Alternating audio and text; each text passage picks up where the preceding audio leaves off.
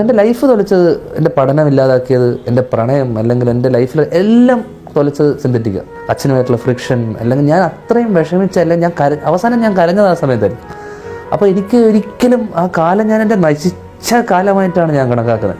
Life നമ്മൾ ഒന്നുമില്ലാണ്ടായി കളയും. ഏറ്റവും വലിയ നമ്മുടെ ശരീരം ഇല്ലാതായി കളയും.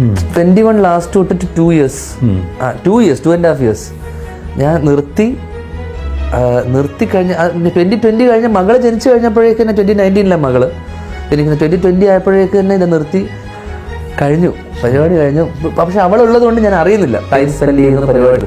ഞാൻ എൻ്റെ കോളേജ് സമയത്ത് ഞാൻ സിന്തറ്റിക്, കാരണം ഞാൻ ഭീകരമായിട്ട് സിന്തറ്റിക് യൂസ് ചെയ്തുകൊണ്ടിരുന്നതാണ്. ഭീകരം എന്ന് വെച്ചാൽ തിന്നുന്ന പോലെയായിരുന്നു. അങ്ങനെ നമ്മൾ 19, 20, 21 കാരണം സിന്തറ്റിക്കും കൂടെ വന്നപ്പോഴാണ്, മദ്യവും സിന്തറ്റിക്കും കൂടെ ഉള്ള സമയത്തായിരുന്നു എനിക്ക് ഈ പറഞ്ഞ അച്ഛനായിട്ടുള്ള ഇതിൻ്റെ ഒക്കെ പ്രശ്നം വെച്ചാൽ. അല്ലെങ്കിൽ ശ്രീനിവാസനെ ഒരാൾ ഫോൺ വിളിച്ച് ചീത്ത വിളിക്കൂ, ഒരിക്കലും പറ്റില്ല.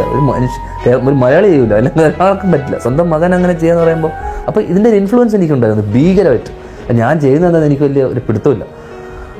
പെട്ടെന്നുള്ളൊരു അഡ്രിനലിൻ റഷ്, എന്ത് പറയുന്നതെന്ന് അറിയില്ല, ഔട്ട് ബേസ്റ്റ് ഇതായിരുന്നു അന്നത്തെ. ഇന്ന് അതിൻ്റെ 1% പോലും ഇല്ല. കാരണം സിന്തറ്റിക് ഇറങ്ങിപ്പോയില്ലെങ്കിൽ, ശരീരത്തിനകത്ത് പോയില്ലെങ്കിൽ ഇതിങ്ങനെ കിടക്കും, ബ്ലഡിൽ ഇങ്ങനെ കിടക്കുന്ന പറഞ്ഞാൽ ഇതിങ്ങനെ റഷ് ഇടക്കിടക്ക് ഈ സാധനം. അപ്പം നമ്മളെ ഭയങ്കര സുപ്പീരിയോറിറ്റി സാധനം കയറും. ഇത് നമ്മളെന്തോ സംഭവമാണെന്നുള്ളൊരു സാധനം. ഒന്നുമില്ല, നമ്മൾ ഇത് അടിക്കുമ്പോൾ മാത്രമേ ഉള്ളൂ.